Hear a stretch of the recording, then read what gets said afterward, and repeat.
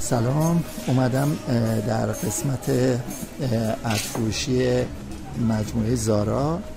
توی معمولا عطر و اتکلونا کارهای ویژه و ساده ای انجام شده که جذابیت زیادی داره. اینا رو خواستم باهاتون به اشتراک بذارم.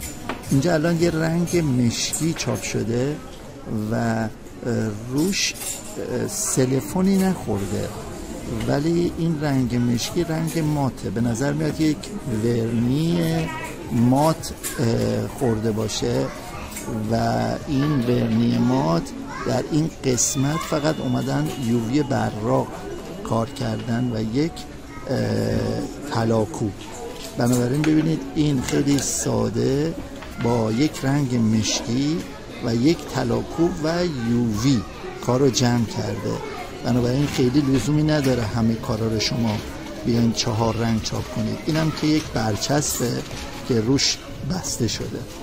این یکی باز به همین ترتیب یه دونه مشکی چاپ شده و یک رنگ صورتی که باز اینم مات هست و با ورنی با یووی اومده در واقع یک نقش زارا رو روش ایجاد کرده. بنابراین یک رنگ و مشکی 2 رنگ با 2 رنگ و یک یووی کار رو جمع کرده. توی این قسمت سفید هم باز فقط با یک رنگ مشکی و یووی، یعنی یک رنگ و مشکی.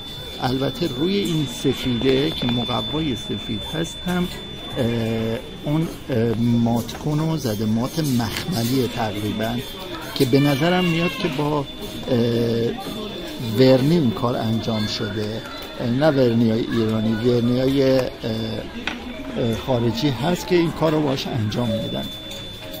این یکی یک مقواست که در واقع کار به نظر میاد کار 4 رنگ روش انجام شده، چون این قسمت ها رنگ های یلو داره و مژنتا داره و مشکی هم داره. حالا سایان هم احتمالاً تو این قسمت هست. من الان لوپ ندارم که اون رو ببینم، ولی این قسمت ها رو که نگاه بکنید این قسمت ها سایان رو حتما داره. بنابراین این میتونه یک کار 4 رنگ باشه و این صورتی هم میتونه یه رنگ جداگانه باشه. باز اینو باید با لوپ نگاه کرد که دقیق متوجه شد.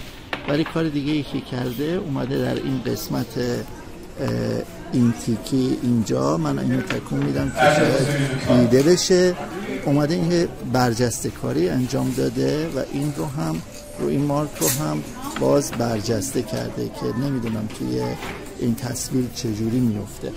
موارد دیگه هم هست، من حالا فقط اینها رو بررسی میکنم. این هم باز یک یووی بافتدار زده. یووی بافتدار به این شکله که اون کار انجام میشه و بعد یک کلیشه‌ای درست میشه از اون بافتی که میخوام بدن و روی این میارن و اون بافت رو ایجاد میکنن. نقره کوب هم شده و کار به این شکل بسته شده که البته یه رنگ مشکی هم توش داره.